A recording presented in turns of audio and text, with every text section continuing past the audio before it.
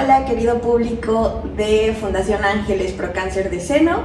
Nuevamente nos encontramos en casa grabando este podcast que les comentábamos en el capítulo anterior, que tiene como finalidad llegar a todas nuestras pacientes y todas las mujeres que necesiten pues conocer más acerca de esta enfermedad, de esta situación, de todo el proceso de las pacientes y de los familiares. Es un gusto verlos otra vez aquí con nosotros y llegar hasta sus hogares. En esta ocasión nuevamente estamos con mi mamá, la presidenta de la fundación, y en esta ocasión vamos a tocar un tema un poco pues más sensible, más emotivo, porque vamos a empezar a ver cómo es que una mujer se entera del diagnóstico de cáncer y cómo lo vive desde su perspectiva de paciente y cómo es ese golpe emocional que recibe desde que le dan esa noticia, ¿no? Entonces, para esa nota, esa información, tenemos, pues, lamentablemente, a alguien que es experto en eso, que es mi mamá. Entonces, ¿cómo estás? Yo muy bien y muy contenta de estar otra vez aquí compartiendo nuestros conocimientos. Qué bueno, qué bueno. Saludo a toda nuestra audiencia. Hola. Por favor, no dejen de vernos. Cada semana es muy importante, vamos a aprender, porque yo sigo aprendiendo cada vez que comparto. Vamos a aprender muchas cosas. Perfecto. Vamos con las primeras preguntas. Entonces, platícame un poquito cómo fue para ti el día en el que tú te enteraste que tenías cáncer de seno.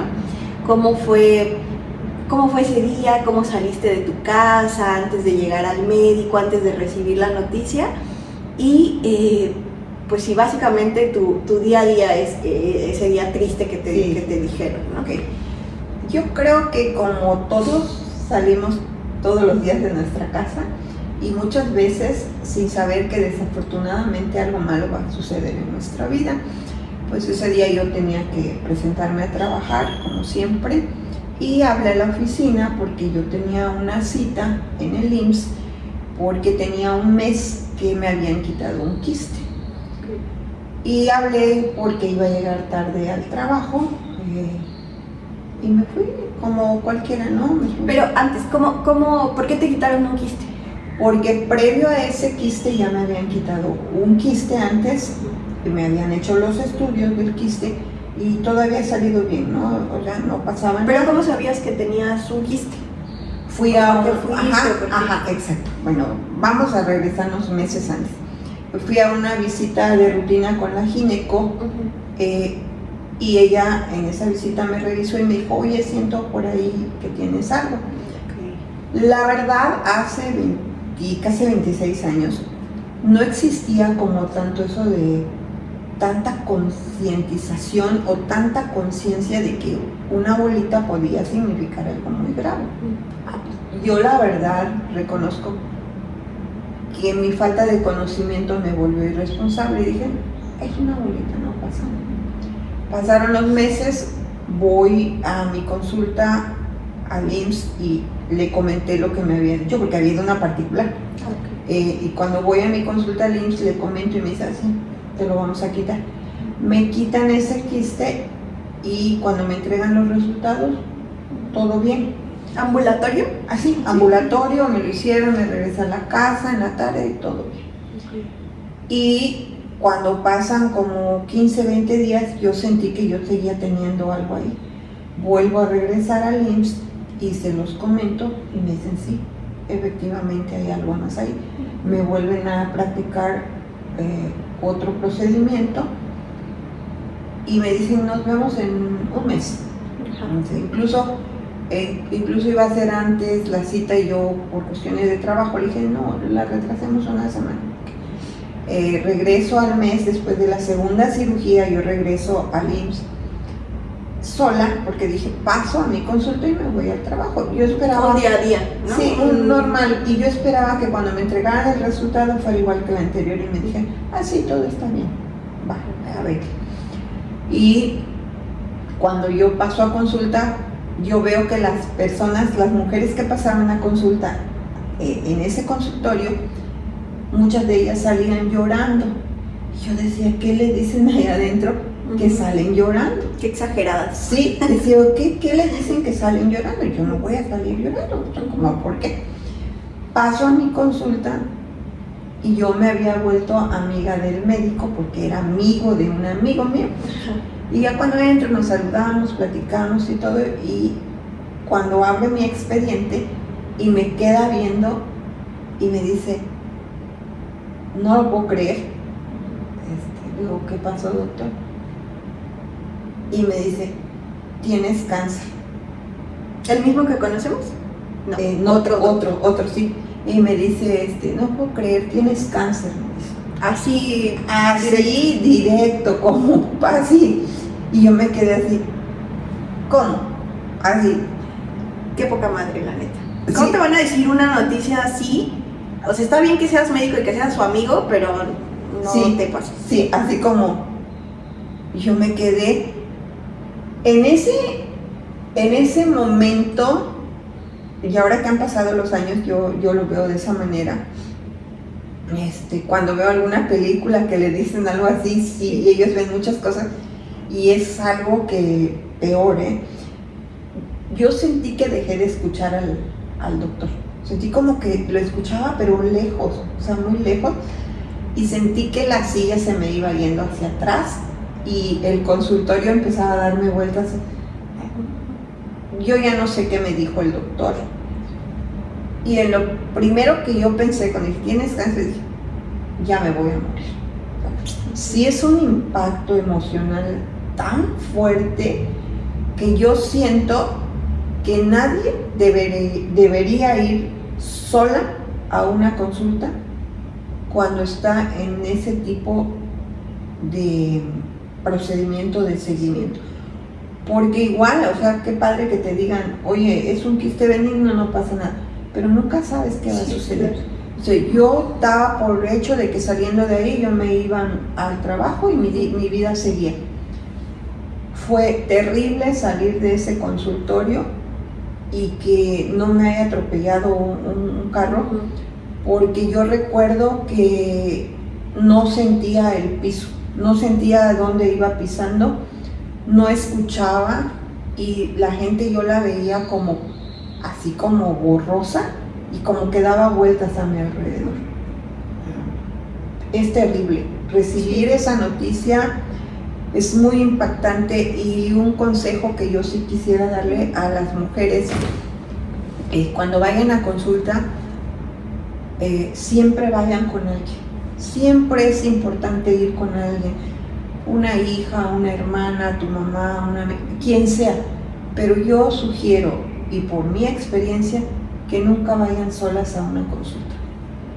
Y ustedes médicos, tantos años estudiando para que no sepan dar una noticia también, tanto que se presume de, yo soy doctor, soy esto, soy el otro, también sean tantito humanos, porque creo que eso también influye mucho en cómo la paciente va a tomar la noticia. Está bien que tengas 10 pacientes más a las que les vas a decir lo mismo, pero siempre las formas y cómo la paciente recibe la noticia, también tantita empatía, porque no es cualquier cosa lo que le estás diciendo, ¿no?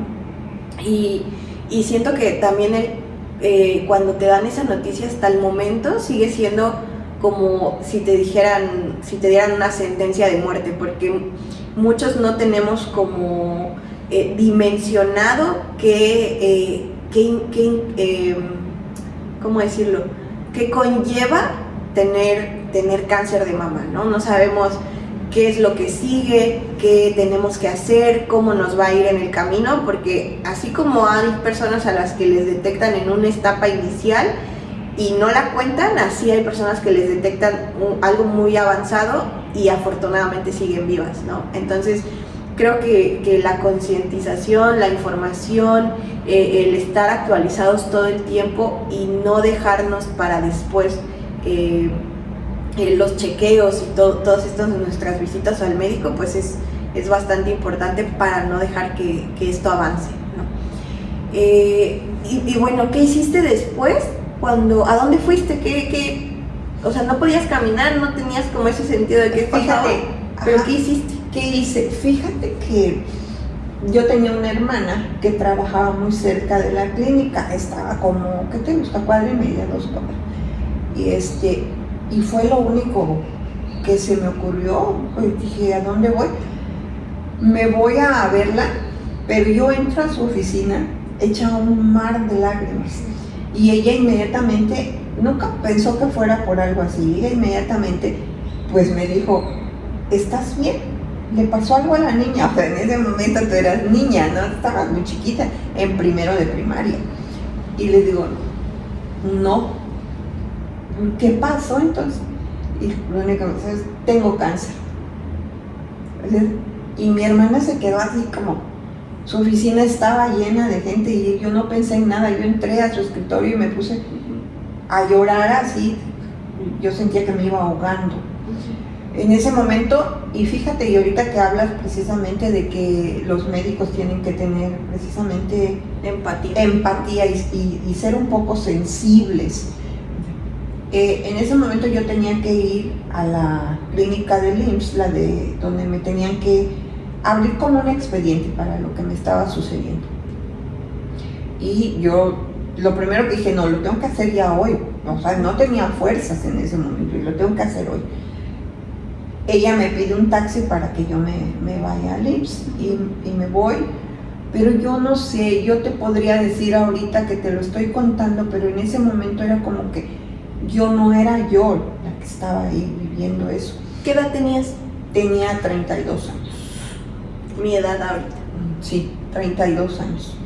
Entonces, llego al IMSS y era octubre. Justo que en octubre las agendas para las consultas ya están cerradas para el siguiente año. ¿Sí? Y me dicen, se van de vacaciones. Benditos médicos. Sí. O simplemente ya se cerró la agenda, ya está lleno los espacios y punto. No te dan, sin importar cuál sea el caso, ya no hay espacio en las agendas. Yo llego y me dicen, es que ya no hay espacio. Y luego era octubre. Me estaban diciendo que tenía cáncer y me estaban diciendo que esperara 4 meses para que me recibieran en el IMSS y vieran qué era lo que iba a pasar después. Entonces me dicen, pero hable con el jefe de cirugía. Tenía 32 años, meses, algo así. Llego y le digo, doctor, está pasando esto y necesito un espacio para que me atiendan. Y la respuesta del médico en ese momento fue, no te preocupes, te vamos a dar un espacio lo antes posible porque tú eres una mujer joven y vamos a dejar a las mujeres adultas, o sea, alguien que en ese momento que pudiera ser tú ahorita, que puedes, es lo que tú dices, podría ser yo ahorita a esta edad. Y él me dice, porque aquí le damos prioridad a las mujeres jóvenes. Y yo me quedé así, que una mujer de mi edad no tiene prioridad y se puede ir antes que una mujer de tu edad, o sea, que vale más la vida de una joven. Y todas las mujeres somos valiosas para nuestro entorno y para nosotras mismas, sin importar la edad que tengamos. Eso a mí en ese momento me lastimó mucho, me dolió mucho, pero yo quería vivir. Sí, claro. Sí. Y no me atendí en el IMSS. Pasaron otras cosas. Yo no iba a esperar que el IMSS me diera prioridad y fuera de las primeras en pasar en enero, 4 meses después. Tú, bueno, y ya abres tu expediente, haces todo lo que tenías que hacer ahí. ¿Y cuál fue, o sea, qué pensaste? ¿A quién le ibas a contar? ¿Qué ibas a hacer? ¿Qué era algo que pasaba por tu mente en ese momento de recibir la noticia, aparte de me voy a morir? ¿Qué era lo que tú pensabas hacer después? Dices, ¿le pensabas contar a alguien? No quería que nadie lo supiera porque me sentía culpable, sentía vergüenza que la gente supiera que yo tenía cáncer y decía, es que yo tuve la culpa. Y aparte decía, no quiero que los demás sufran por culpa mía. y tampoco quiero que nadie me tenga lástima. Entonces yo pensaba guardar silencio, no pensaba decírselo a nadie. ¿Y cuando te vieran pelona por las quimios? Sí, o sea, cuando me vieran o cómo me iba a ir al hospital, sí, o las cirugías, el tratamiento, eso no se puede, sí, ocultar. Y en ese momento no dijiste, no le querías contar a tu mamá, a tu pareja de ese momento? A mi pareja de ese momento. ¿Como para desahogarte? Sí, a mi pareja de ese momento, o fue después de mi hermana, cuando se lo conté, fue a mi pareja de ese momento. Y fíjate que traemos ese concepto, las mujeres, yo creo que muchas aún, de ser como la protectora de los demás o algo así. Que cuando yo se lo conté a mi pareja, le dije, mira, está pasando esto y quiero que nuestra relación se termine aquí, porque yo no quiero que me tengas lástima, ni quiero ser carga para nadie. Pero era así, no quiero a nadie a mi alrededor, ¿no? Y pues lógicamente se lo tuve que decir a mi mamá, porque pues ella fue la que me ayudaba a bañarme, me cocinaba, y lo tenía que saber, o sea, ¿a quién yo se lo iba a decir? Entonces sí lo dije como al mes más o menos, ¿no? Porque iba a entrar a cirugía. ¿Y ella qué te dijo? Ella me dijo, yo creo que mi mamá siempre fue una mujer como muy adelantada a su tiempo, siempre lo he pensado, y ella me dijo, lo tienes que intentar, y no todas las mujeres cuando les da cáncer se mueren, así que lo vas a hacer, porque pues eso te dijeron, pero no sabes si es cierto que te vas a morir. Y yo dije, ¿por qué no lloró? ¿Por qué no me dijo te me vas a morir? O cosas así. Yo no sé qué pasó por la mente de mi mamá, nunca lo volvimos a hablar, pero esas fueron sus palabras. Me dijo, el que te haya dicho que tienes cáncer no tiene que decir que te vas a morir. Y pregunto esto porque aquí hay que hacer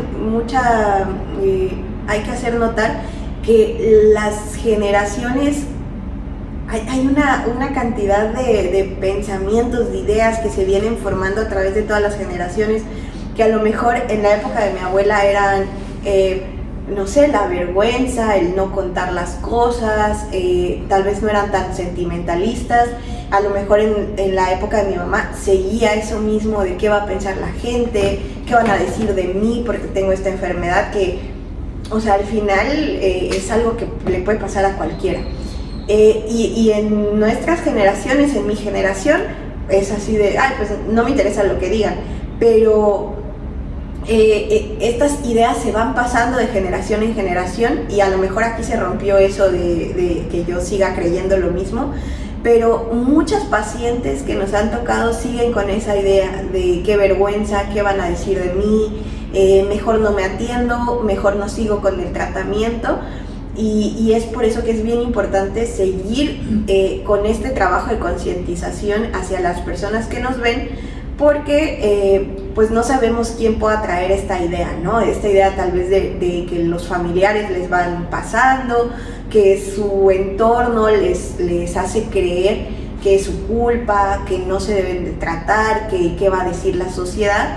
Entonces es por eso que nosotros nos enfocamos en llegar hasta ustedes y que puedan aprender de estas experiencias que al final no se le desean a nadie, pero pues este conocimiento está, y entonces queremos pasárselos a ustedes, ¿no? Y bueno, después de todo esto, tú, ¿qué es lo que tú tomas como por esto yo tengo que seguir en el tratamiento? Ya dices que tu mamá te dijo que tenías que intentarlo, ¿no? Ajá. Pero tú, ¿por qué te decidiste? Porque al menos yo, por ejemplo, yo le sigo diciendo a mi esposo que si a mí me detectan una enfermedad así de dura, yo no sé si voy a querer llevar un tratamiento así de agresivo, porque yo la sigo viendo a ella muy valiente para llevar ese tratamiento, y yo no me veo capaz de poder hacerlo hasta estas alturas. Entonces, ¿qué es lo que tú dijiste? Ay, sí, me voy a aventar a ver si la armo o no la armo. A ver si logro, sí, logro salir, sí. Miren, fuiste tú. fue mi hija. Yo no sabía que podía ser, realmente yo no sabía que podía ser tan valiente, ¿sí? Porque a mí cuando me dan la noticia, yo no dije, sí dije me voy a morir, pero no dije me voy a morir, ay, pobrecita de mí, ya no voy a poder viajar o esto, aquello, no. Dije, me voy a morir y voy a dejar sola a mi hija. Por mi hija, yo lo tengo que hacer, porque pues es que ver crecer a tus hijos, y yo qué te puedo decir a ti de eso, el amor que uno siente por en este caso por mi hija, no sé, otras mujeres tendrán otros motivos, pero en la mayoría de nosotras, cuando somos detectadas, casi todas ya tenemos hijos, ¿no? Entonces creo que nuestros hijos, en mi caso fue mi hija la que me dijo, es que la que me hizo sentir que tenía que intentarlo. ¿Y tú sabías qué era lo que te esperaba? O sea, sí sabías, me van a, no sé, se me va a caer el cabello, me voy a sentir mal, esto es muy duro. ¿Tenías alguna noción de la enfermedad después de la operación? No magnificaba todo lo que eso conllevaba. Sí tenía como cierta idea, y por eso lo que tú hablabas mucho de la concientización, y que afortunadamente en esta época hay muchísima concientización, pero yo no tenía idea de todo lo que me esperaba después de eso. Fue terrible recibir la noticia, fue terrible cuando me dijeron que me iban a hacer una mastectomía,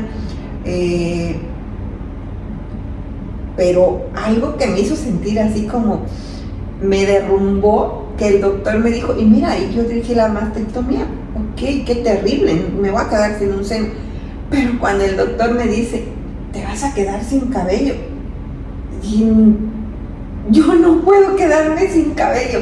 Un seno como quiera, pero el cabello no. Y entonces eso sí me pegó muchísimo, sí. Y por eso yo siempre soñé con poder, cuando se inicia todo lo de la fundación, uno de los sueños que yo traía durante muchos años es que yo tengo que conseguir pelucas para las pacientes, porque yo decía, no quiero que se sientan como yo me sentía. Yo no quería salir ni a la calle, no quería que nadie me viera. Yo decía, todo el mundo se va a dar cuenta. Es terrible, o sea, por eso sí, es como una cadena de golpes emocionales después de ser detectadas. Sí, que no solamente es el golpe de la enfermedad, sino todo lo que conlleva lo que sigue, ¿no? Quedarte sin un seno, quedarte sin cabello, dejar de ver a tu familia, dejar de ver a tus hijos. En el caso de las mujeres que luego pues hasta el marido las deja porque tiene cáncer y no quieren seguir en ese proceso con ellas, que pues sí son golpes emocionales muy duros que vienen acompañando la enfermedad, ¿no? Y bueno, tú decides seguir con este tratamiento, con las cirugías. En algún momento de este proceso en el que te dan la noticia y te programan todos los tratamientos que tienen que hacer, ¿tú dijiste, mejor ya no? Sí, cuando yo iba en la segunda quimioterapia, yo dije, ya no, porque yo me sentía muy cansada, emocionalmente estaba muy cansada, y físicamente yo me sentía devastada, porque cuando me dan la segunda quimioterapia, un día me levanto y encuentro la almohada llena de cabello, y me meto al baño, y a la hora que me cae el agua empieza a caer el cabello a montones. Entonces, yo ya traía la cirugía, traía la cuestión emocional, la cuestión económica, que también, entonces, y ver que yo no era igual físicamente, que se me estaba cayendo el cabello, que no tenía hambre, que tenía náuseas, todo lo que cuando después de la quimio te sucede. Y entonces yo dije, yo ya no quiero seguir. Yo recuerdo que me fui a acostar y dije, ojalá que nadie me venga a despertar y que me dejen hasta aquí. Okay. Bueno, pues ¿no? Es un proceso bastante complicado, te digo, yo empatizo contigo porque eres mi mamá, pero no lo dimensiono en lo que se siente, ¿no? Claro. Lo que ha de ser para una mujer pasar por todas esas etapas. Y yo ahora que tengo una bebé digo, bueno, yo, o sea, no sé qué haría si me llegan a detectar a mí una enfermedad así de fuerte, ¿no? Pero bueno, este capítulo en especial fue para conocer un poco acerca de cómo te detectan, cómo es esa situación desde que te dan la noticia, cómo lo tomas, claro, los golpes emocionales. Y bueno, hay muchísimo material que vamos a seguir compartiendo con ustedes. Todavía nos falta mucho para llegar hasta el día de hoy. Como por ejemplo, cómo fueron las cirugías, cómo fue la recuperación, cómo fue el apoyo familiar, porque es bien importante siempre tener un círculo de apoyo y muchas mujeres no cuentan con eso y pues a veces por eso se nos van, ¿no? Porque pues imagínate las comidas, los cuidados, el recordarte, el llevarte al médico, todo esto es algo que es una enfermedad que requiere de un apoyo cercano, ¿no? Y vamos a seguir platicando de todo este proceso. Ya les comentaba, las cirugías, el apoyo de la familia, cómo esto golpea también en la situación, en el núcleo familiar, en el núcleo de pareja, de hijos, cómo va pasando todo esto, ¿no? Es un gusto de verdad nuevamente que nos estén acompañando en el podcast en casa. Y no se pierdan los siguientes episodios. Síganos en todas nuestras redes sociales, en Facebook, en Instagram. Suscríbanse a nuestro canal de YouTube y también visiten nuestra página donde pueden hacer donativos a la fundación para seguir llegando a más mujeres en Chiapas y ahora que estamos apoyando a mujeres directo aquí en Mérida, Yucatán. Por ahí les vamos a estar compartiendo todos los capítulos que vayan saliendo, las actividades que realiza la fundación, a quiénes llegamos, cómo lo hacemos y síganos sintonizando todas las semanas. Yo soy Ángeles y es un gusto para mí llegar a sus hogares. Yo soy María y efectivamente esto apenas comienza, es una de anécdotas, de historias, ya muchísimas, que la verdad creo que tenemos para mucho tiempo, tema para muchísimo tiempo. Y nos vemos en el siguiente capítulo. Bye.